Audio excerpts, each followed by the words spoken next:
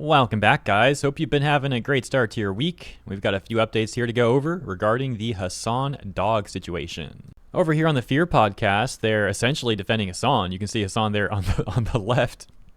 Not framed on his best moment there, but yeah, you got Hasan there and QTCinderella on the right. And I point them out specifically because, well, obviously Hasan is kind of the centerpiece of this topic, and QTCinderella, well, she's going to be relevant in the next clip that we watch where she accidentally exposes Hasan. So you've probably been asked too. People keep coming in our chats and they're like, go to Austin's chat. They go to poor rickety old Austin show who's barely getting up in the why morning. are you hanging out with a dog abuser? Yeah. I would like to make it clear. I don't believe that Hasan has abused a dog. No, I also personally don't believe that either because I bore witness to how you treat her, and you treat her much better than me. I tell you what. Well, I will say. I tell you what. If anything, everybody should be talking about me. Yeah. I agree. To be fair, I will. I've been here many times. I've never seen. You don't have to take my word. I've never seen a shock. No, I have to admit that I've never seen a shock. why are you talking like this is a legal document Hey, where you're like, Your Honor, I've it's never seen a happened in zap. my presence. When I'm not around, he's probably shocking the fuck out of her. He's probably zapping everybody, No, but I've never seen a zap. Yeah. I've stayed here. No. I have to admit my household is split because Farley hates Kaya. That's true. So he was actually super psyched. Farley finally likes me because he saw the videos and was like, oh, that bitch is getting shot. In case you don't know, Farley's my dog who has little to no training and he hates Kaya. No.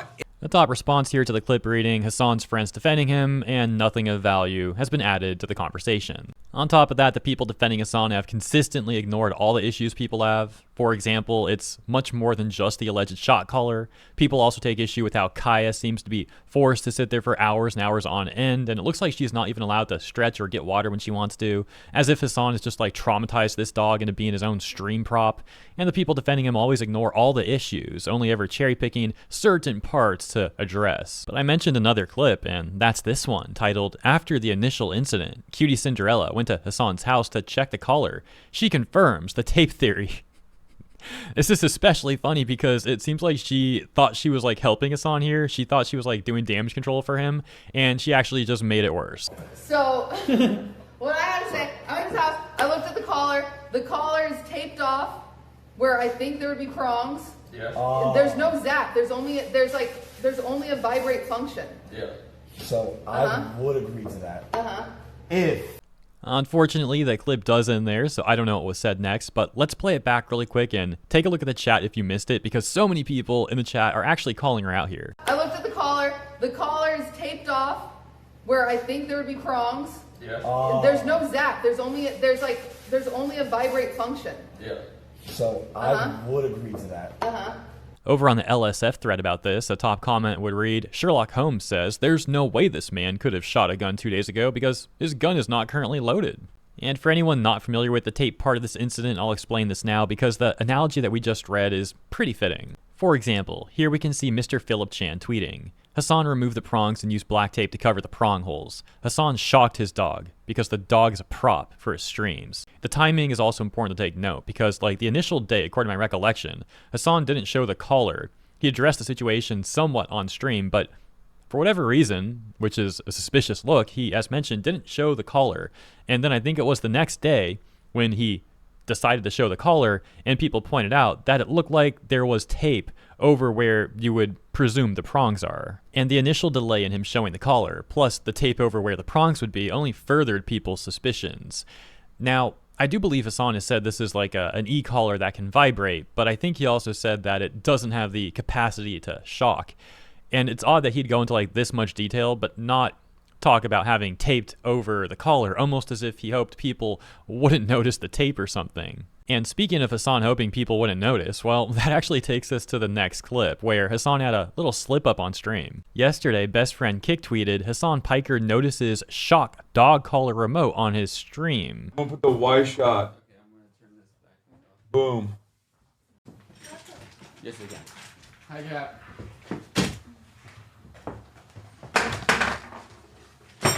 Go to the camera, huh? No.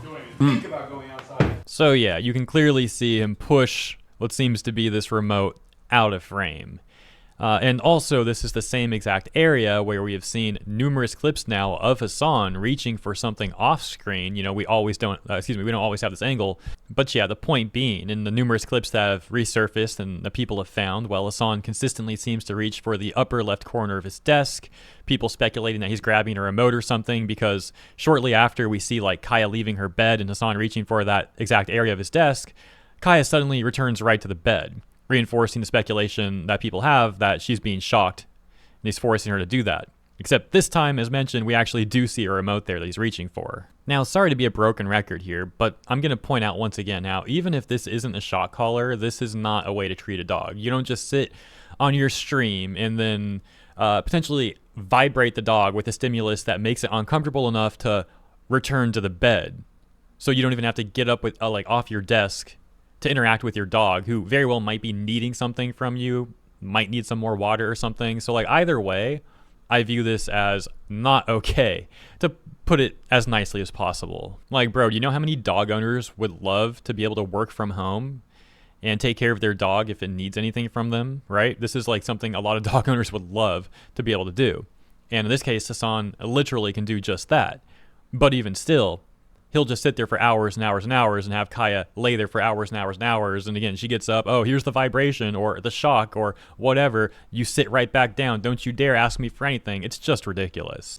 And the excuses just keep piling up, and it makes people find more and more contradictions. For example, that takes us to the next clip. Hasan claims the reaching you see in clips is most likely him pushing a dog gate button on his desk, causing Kaya to perk up post yeet here. Well, let's take a look at this clip then. Guys that don't even know Kaya's name coming in here saying abuser. I know. Can we just move on, please? Because the memes were funny in the first couple of days, but now the only people that still are like actively pushing it are people who are genuinely mentally ill, in the way that like anytime an arm moves around or like I unlock the gate or some shit, like I do have a button on my desk for the gate, right? And I unlock the gate, and obviously, if you have a dog, you know this already, when they hear that the gate is unlocked, they perk up. They're like, oh my God, he shocked her again. You know, it's just, they are weird stalkers that are demonstrating their mental illness. And I think it's just, you know, it is what it is. Okay, let's pause here for a second. There's a bit more to the clip, but we'll address some things real quick. So it sounds like he moved on from the e-collar excuse and is now saying the remote is actually for his gate, which that in of itself I don't really understand. I mean, in the clip that we saw before with the higher angle, there is a white pet gate there. Now, these are fairly common to keep animals in a specific part of the house, but I've only ever seen these like as physical ones you need to like physically open and close, right? Which is easy enough. It's a small little gate. But he's saying he has one that's remote controlled, which in of itself seems odd. Not that I'm shaming anyone for using one of these alleged remote controlled gate things if they actually do exist.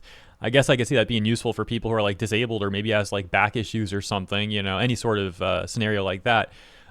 I'm just getting at like how Hasan's excuses don't really add up in my opinion, which takes us to his next excuse. He's saying that, oh, Kaya's just perking up when I used that remote for the gate. It's just a remote for the gate causing her to perk up. Well, there's two more issues here. One, why is he randomly using the remote to open the gate when no one is using it and he wants Kaya to be in her bed? And two, he says that she's perking up when this happens, but every single clip people are criticizing is Kaya solemnly returning to her bed after he seems to use a remote on his desk. So she is quite literally doing the opposite of perking up. Bro, they are narrating your dog absolutely schizos. Yeah, it's cop brain. This is going to be a post on its own again. I know. Anytime I bring anything up, anytime I even address this, like people go nutty over it. So I feel like I am giving it too much energy. I know, but like chatters also are like, oh, this happened, that happened, whatever. In any case, where was I? You're creating employment. True. Genuine question. How do you deal with this level of psychosis directed towards you? I don't know. I'm stubborn. And now we've got another LA streamer person defending Hasan here. We've got Caroline Kwan, who I'm somewhat familiar with. I think her name has come up during the whole like Hoyo versus VA stuff I covered some months back, and I guess she's one of these people who just bootlicks for the very corrupt union known as SAG-AFTRA. I mean, this is a union that numerous times has gone out of its way to hurt its own members. For example, during the pandemic, they actually raised the premiums required for their members to qualify for health care, which caused a number of people in the middle of a pandemic to lose their healthcare coverage, and even disproportionately impacting senior members who were paying into that plan for, in some cases, decades. And suddenly, oh, hey, yeah, that healthcare plan that you've been paying for decades, yeah, you don't have that anymore. And in many other cases, SAG-AFTRA has gone out of its way to negatively impact labor, to negatively impact workers who don't want to be a part of their union. Many people view it as like mafia tactics, but we're getting a little off topic now. I just find it rather fitting that someone who bootlicks for SAG-AFTRA would also be defending Hasan, which takes us to this clip of Caroline Kwan. Oh, they've been timed out. I was going to say, I know it probably doesn't matter to you because you're going to believe what you want to believe and from the sources you want to believe it from. And that's why, like, doesn't matter what I or anyone else says, but it's not a shock collar. I've seen that collar. I've used that collar before. I've babysat that dog. But again, it doesn't matter. Back over to Yeet on Twitter, we've got a clip of Asmongold that unfortunately seems to have copyrighted music in the back, but I do think Asmongold makes a great point here, which Yeet summarizes with this quote from the clip. Extremely vindicating, says Asmongold. Very funny. A lot of people in that orbit, referring to like these LA streamers, I believe, like to virtue signal about how bad I am. Then they're tripping over themselves to defend something obviously bad. And yeah, I think Asmongold is spot on here, which shouldn't be surprising to anyone who's familiar with my content, as hypocritical virtue signalers is something that I've been talking about for years and years and years. I find it to be extremely pathetic. These people like to act like they are holier than thou. They're so morally great and better than everyone else. They will preach down to people as they stand on their soapbox. But then you take a look at what's going on here in this example, and they can't even condemn animal cruelty. It really shows their character or lack of character. And anyways, I think that's the main stuff for this video. Those are the main updates, so I'll leave it there, guys. As always, thank you so much for tuning in. Please do let me know what you think about all this in the comments, and I'll see you there. And in the next one, have a great rest of your week.